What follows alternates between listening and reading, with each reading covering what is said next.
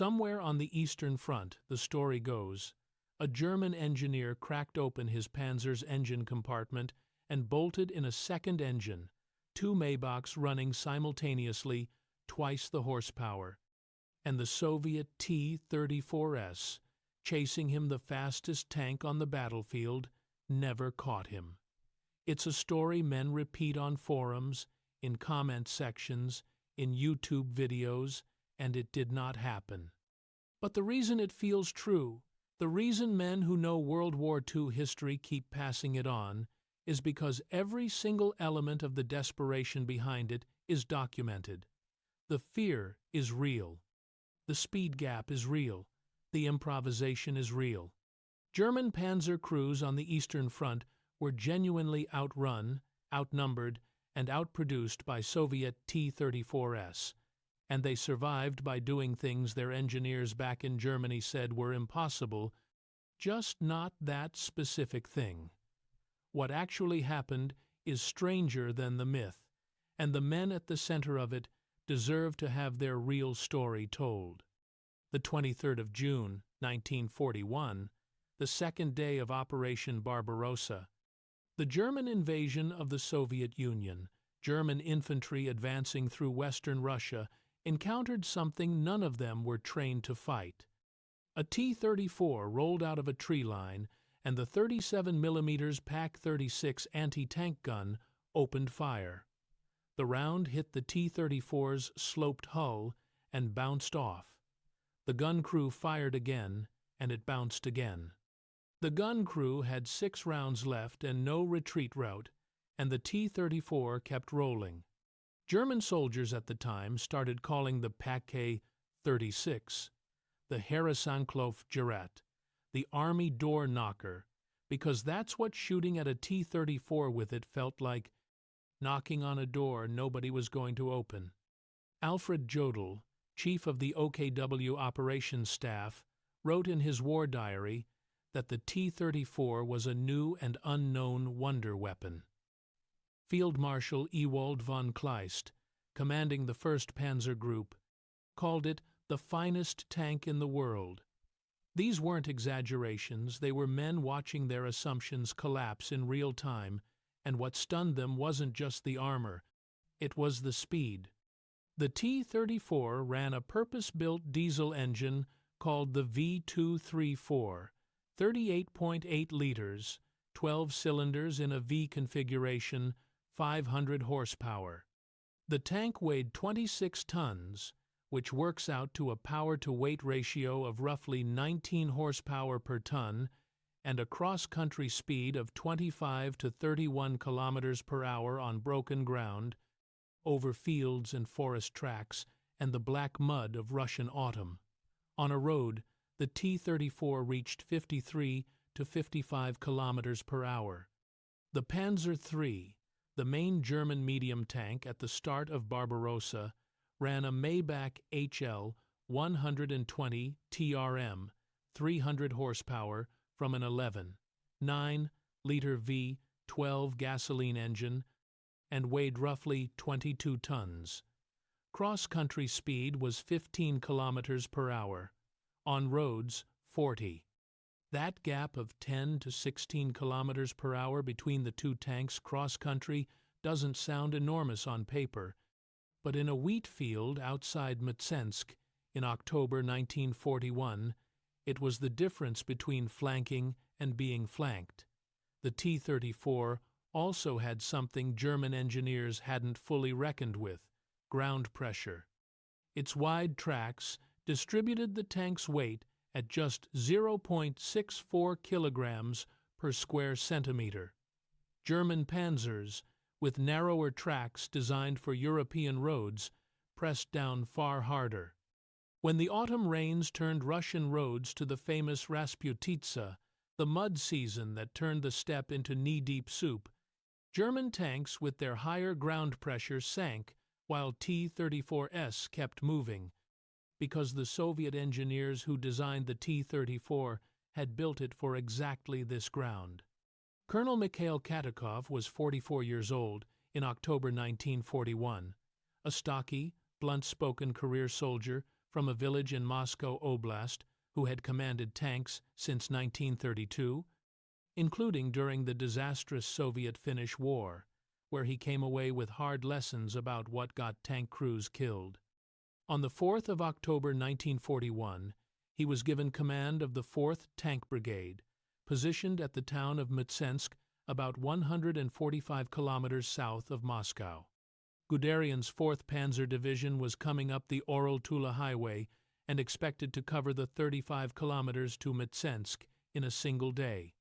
Katukov had 61 tanks, 22 of them T-34s, the rest a mix of lighter BT-7s and a handful of KV-1 heavies, and against Guderian he was massively outgunned in numbers. So he did something German doctrine hadn't prepared for.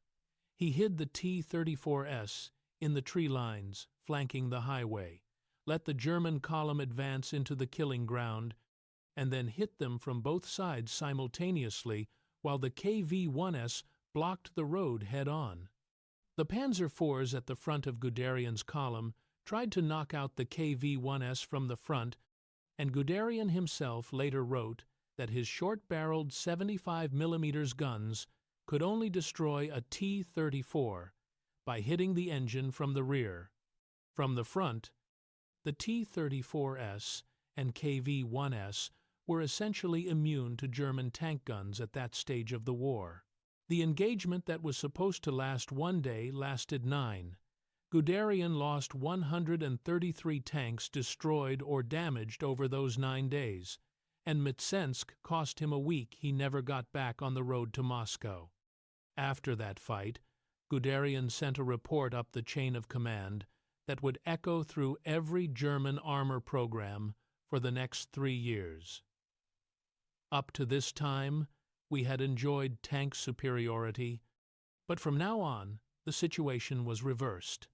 In November 1941, Guderian convened a special commission, the Panzer Commission that included Ferdinand Porsche and Erwin Aders, the designer of what would become the Tiger, along with engineers from MAN and Daimler-Benz. Their assignment was to examine captured T-34s and figure out what Germany needed to build to beat them. Guderian's recommendation was to simply copy the T-34, build it exactly as the Soviets built it, and put it on the road.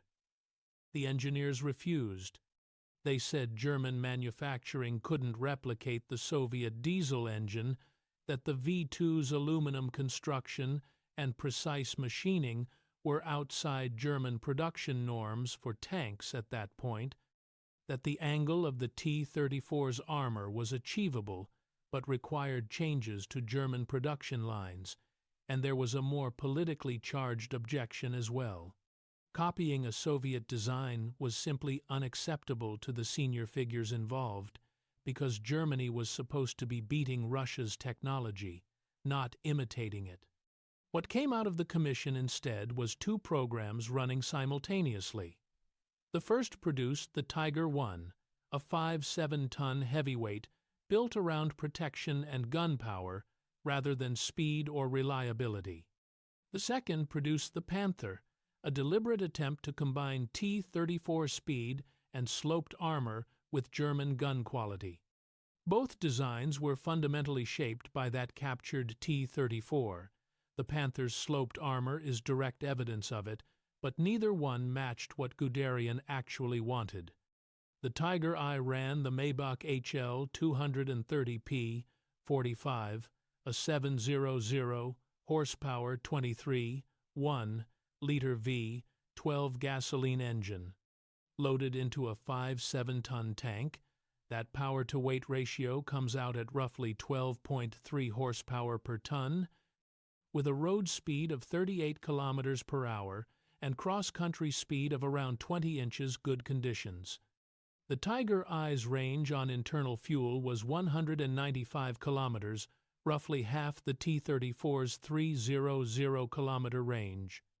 And the Maybach HL 230 ran so hot that the Tiger's cooling system was continuously inadequate, with early production models developing a habit of catching fire in their engine compartments without being hit at all.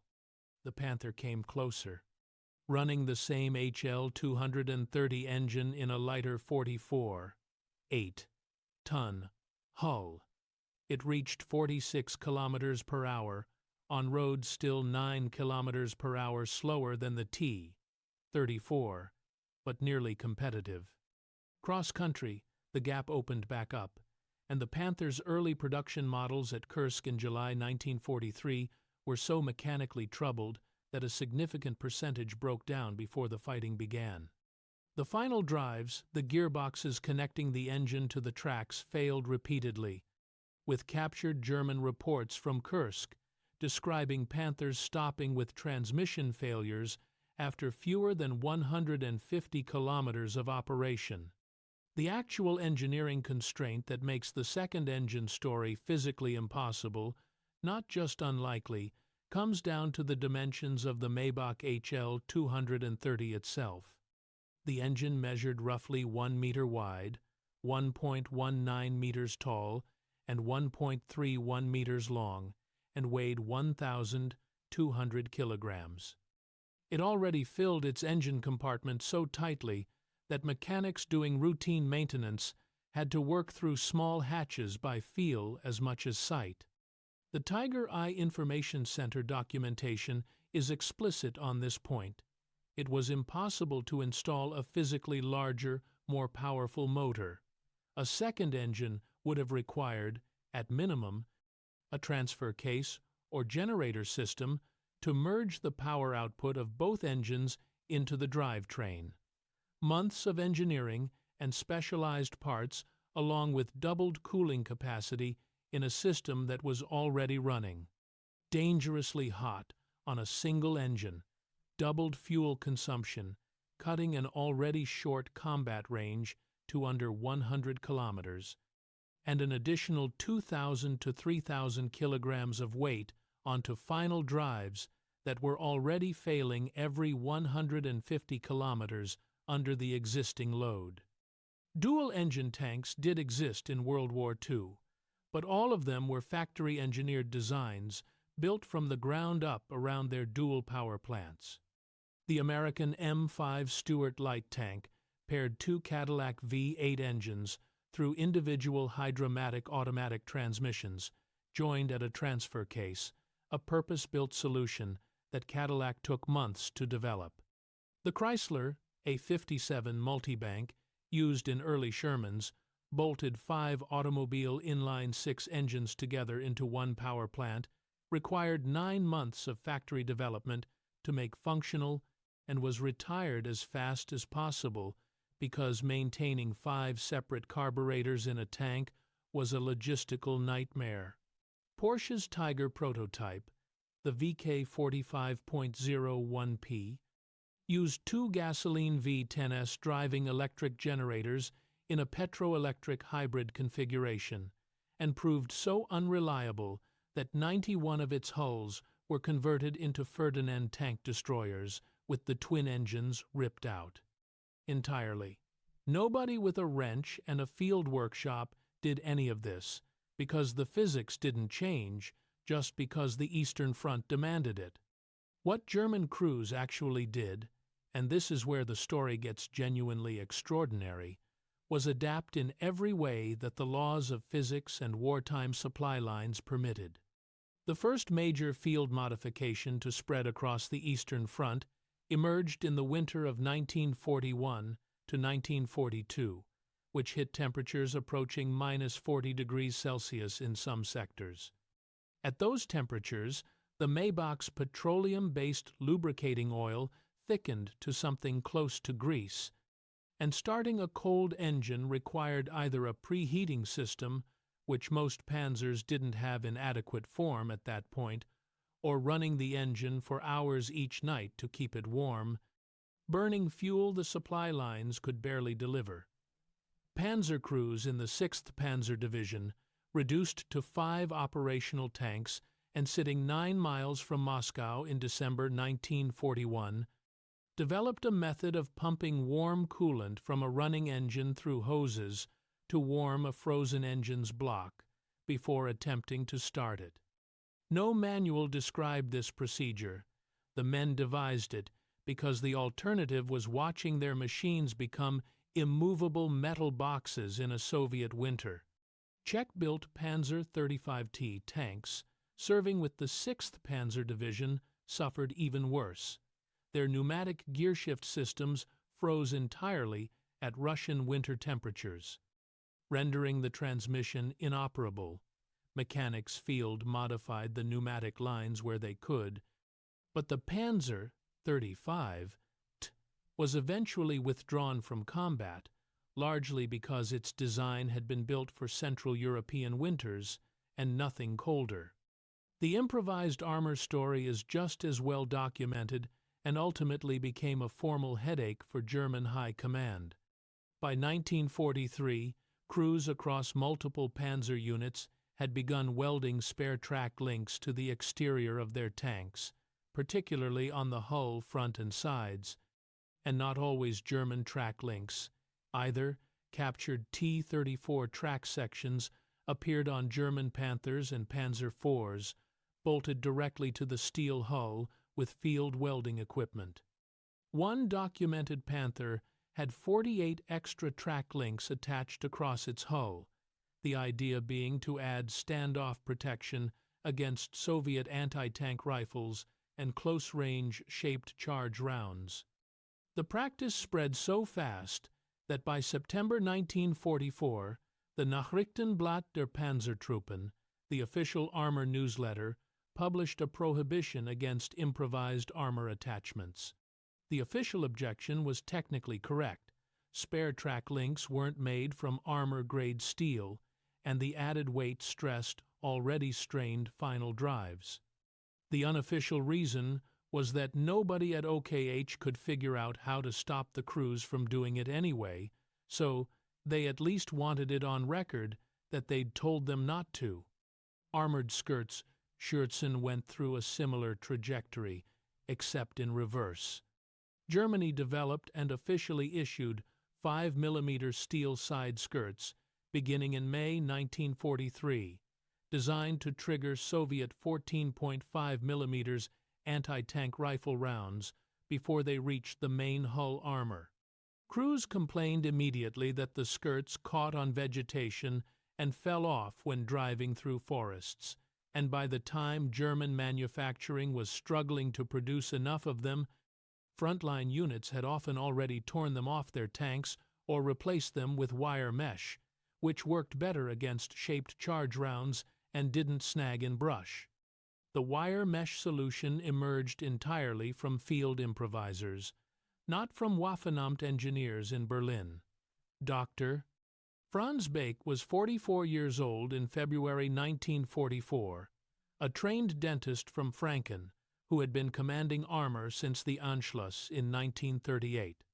He was compact, precise in speech, and possessed of what his superiors described as an unusual ability to keep tanks operational under conditions where other units gave up on their machines. In the winter of 1943 to 1944, he commanded the 2nd Panzer Regiment, 16th Panzer Division, and had built a reputation along the entire southern sector of the Eastern Front for getting encircled German forces out. In January 1944, 2 German corps, the XI and XLII, were trapped inside a Soviet encirclement around Korsun-Cherkasy, a city on the Dnieper, with approximately 60,000 men facing multiple Soviet tank armies with hundreds of T-34s from outside the pocket. The relief operation was assigned to Bake. OKH gave him a mixed regiment built specifically for the mission. 46 Panthers from the 23rd Panzer Regiment, combined with 34 Tiger Is from the 503rd Heavy Panzer Battalion, a unit called Schwer Panzer Regiment Bake that existed for exactly one purpose: break through, open a corridor, hold it long enough for the trapped men to walk out. The fighting from January 27 to February 17 covered roughly 60 kilometers of Ukrainian mud and snow, with T-34s on 3 sides and supply lines constantly under threat. At a village called Balabanovka, Bake's regiment was hit from 3 directions simultaneously by Soviet armor, and Bake himself reportedly grabbed a Panzer Faust and destroyed 3 Soviet tanks on foot before climbing back into his Panther. Verified after-action reports credit the regiment with destroying over 250 Soviet armored vehicles during the operation. The corridor held. Roughly 36,000 of the 60,000 encircled men made it out, leaving their heavy equipment behind and crossing the snow on foot to reach Bake's lines. He received the Knight's Cross with oak leaves and swords, and then in late March 1944, his regiment was itself trapped in the Kamenets-Podolsky pocket, with the entire 1st Panzer Army, approximately 200,000 men, surrounded by Soviet forces. They broke out westward over 8 days of continuous fighting, with Bake's post-war account describing Panthers being pushed off roads to make way for infantry columns, tanks running on fumes, and maintenance crews working on engines under fire through the night. Otto Karius was 23 years old in June 1944, a young man from Zweibrücken in the Rhineland-Palatinate who had tried to enlist in the Wehrmacht in 1939 and been rejected for being too small.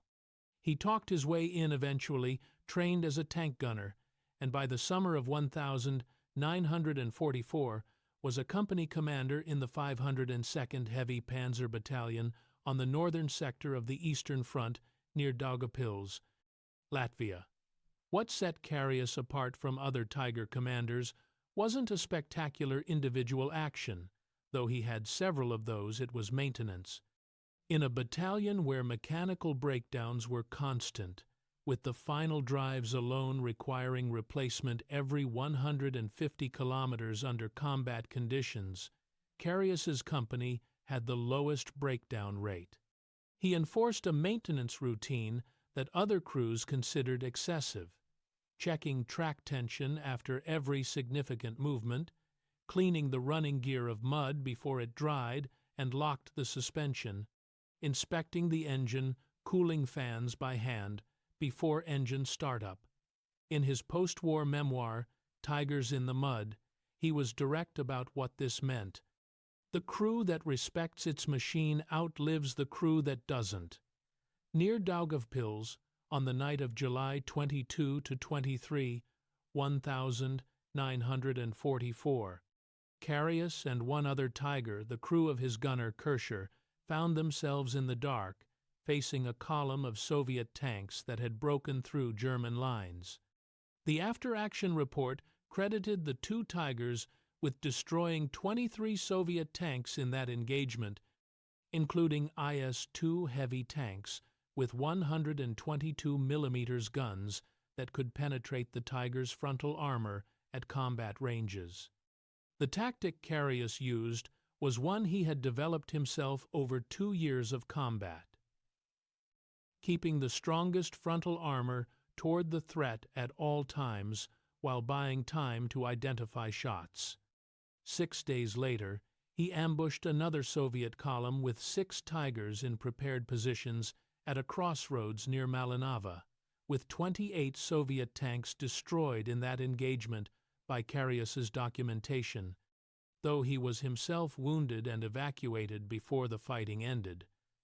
Kurt Knispel was born in 1,921 inches.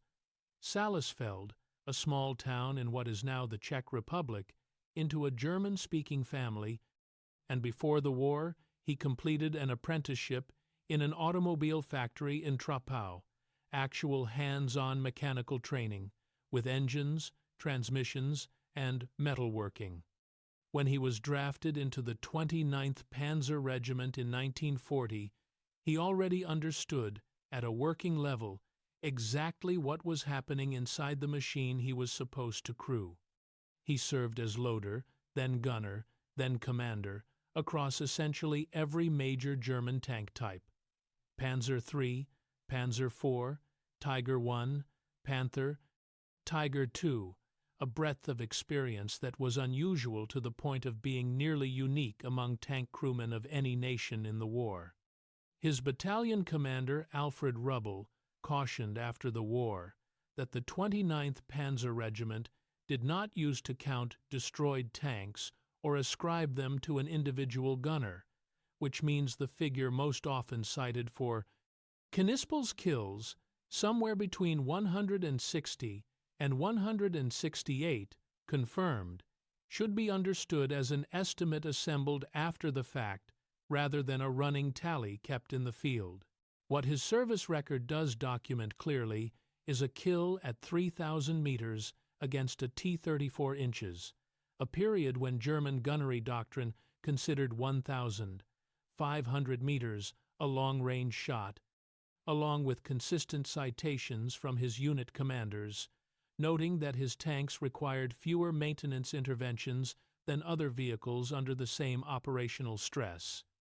He was wounded multiple times and kept returning to his unit rather than accepting rear area recovery duty. He died on the 28th of April 1945 from wounds received near Vrbovec in Czechoslovakia 9 days before Germany surrendered, and his grave wasn't identified with certainty until 2013, when Czech researchers located it in a military cemetery outside Vrbovec.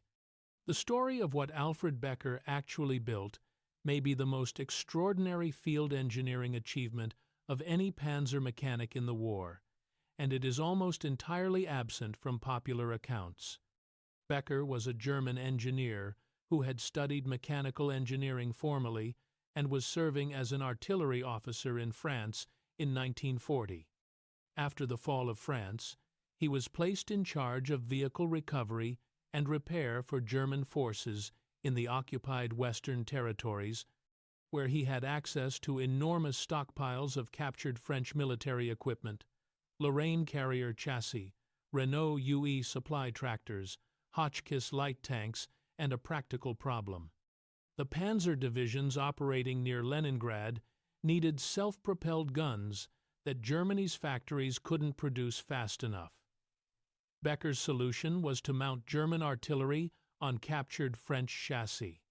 He started small in 1941, producing improvised self-propelled guns for use in the Leningrad sector, and the results performed well enough that by 1942 he was doing it systematically. By 1944, following a direct order from Hitler routed through Albert Speer, Becker was running 3 separate workshops near Paris, producing converted vehicles at scale, with his output approximately 1,800 combat vehicles converted from captured Allied equipment, representing the single largest individual field modification program of the war.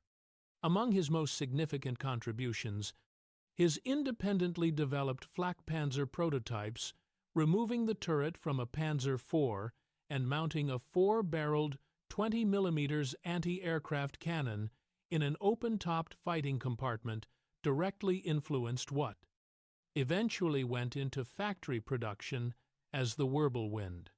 He couldn't get OKH to authorize factory production during his experimental phase, so he built the prototypes himself and sent them to the front, where units documented their effectiveness, and the Wehrmacht eventually came to him rather than the reverse.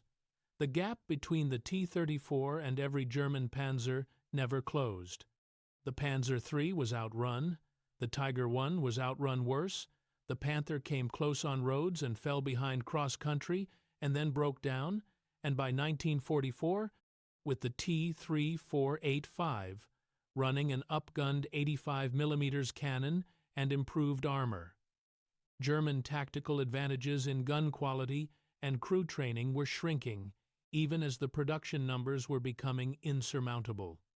At Prokhorovka, on the 12th of July 1943, General Pavel Rotmistrov sent his 5th Guards Tank Army forward with explicit orders to advance at maximum speed, not to slow down and fight at range, but to close the distance quickly enough to neutralize the Tiger I's 88 mm gun advantage. The Tiger I's 88mm was devastating at 2,000 meters. But at 200 meters in a swirling melee, it wasn't tactically different from a 76mm, and Rotmistrov's command decision was built entirely around the T-34's speed advantage, using it to deny German crews the range they needed. The T-34's turret also traversed 5 times faster than the early Panther D's hydraulic system allowed, and at Prokhorovka, German Panthers were being hit from the side while their turrets were still trying to catch up with T-34s that had already moved past them. By Operation Bagration in June 1944, Soviet operational planning had been rebuilt around T-34 speed as a strategic instrument. Fresh tank corps were held in reserve behind infantry breakthroughs, specifically to exploit gaps at maximum speed to get 50 kilometers behind German lines before anyone could build a defense. The 600-kilometer Soviet advance over 23 days destroyed Army Group Center so thoroughly that Germany lost more forces in Bagration than it had in the entire 6-month campaign at Stalingrad. The T-34's diesel range of 300 kilometers on internal fuel compared to the Tiger I's 195 meant Soviet tank columns could drive through German lines and keep driving without stopping to refuel, from trucks that might not arrive. The myth of the second engine persists because it reaches for something true. German panzer crews on the Eastern Front were desperate in ways that are hard to fully convey from the distance of 80 years. They were outrun, outproduced, and increasingly outgunned. And they survived by doing things that shouldn't have worked, by welding Soviet track links to their hulls, running coolant through hoses to warm frozen engines, and by men like Bake deciding that a trained dentist could learn to destroy tanks with a Panzerfaust if the alternative was 60,000 men dying in a Ukrainian pocket. What actually happened is that no one bolted a second engine to anything in a field workshop in Russia. The engine compartment was the wrong size. The drivetrain couldn't handle it. The cooling system would have failed in an hour. The engineers who looked at this problem in 1941 and 1942 already knew it couldn't be done, and spent 3 years designing factory solutions that still weren't fast enough.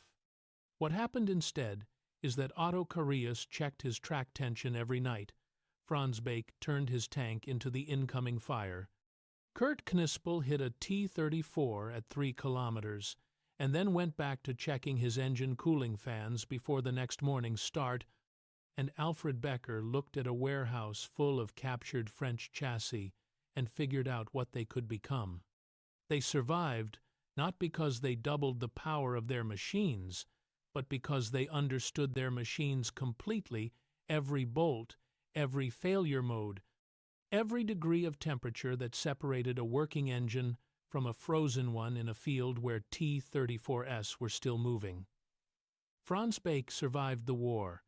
He returned to dentistry in West Germany and practiced until his death in 1978. He is buried in Würzburg. Otto Carius also survived. He opened a pharmacy in Hirschweiler-Pettersheim, in the same Rhineland-Palatinate region where he'd grown up, ran it for decades, kept his memoir in print, and died in 2015 at 90 years old. Kurt Knispel did not survive. He was 23 when he was killed, 9 days before the war ended, and for nearly 70 years no one was certain where he was buried. The T-34 outlasted all of them in a different sense. The V2 diesel engine, the one that gave the T-34 its speed, its range, its ability to move across Russian mud when German tanks sank, continued in production, in evolved form, through the T-54, the T-62, the T-72, and the T-90M. The last modernized variant rolled off a Russian production line in the 2020s. The engine that no German field engineer ever duplicated in a Panzer's engine bay has now been running, in one form or another, for nearly 90 years.